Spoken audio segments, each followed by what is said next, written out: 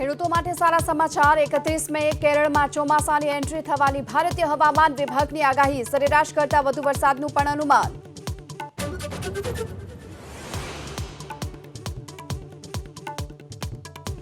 સતત ત્રીજા દિવસે રાજ્યના કેટલાક વિસ્તારોમાં કમોસમી વરસાદ ગીર સોમનાથના ગીરગઢડા અને ભાવનગરના પાલીતાણામાં માવઠું તો રાજકોટમાં પાક બરબાદ થતા ખેડૂતો ચિંતિત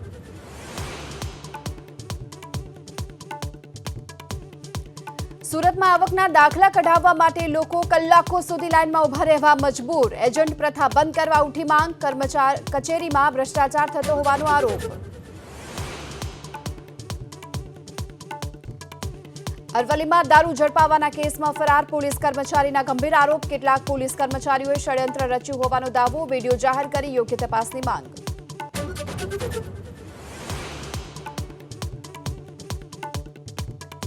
અમદાવાદમાં લુખ્ખા તત્વો બેફામ રબારી કોલોની પાસે એમટીએસ બસના ચાલક સાથે રિક્ષા ચાલકની દાદાગીરી બે શખ્સ સામે ફરિયાદ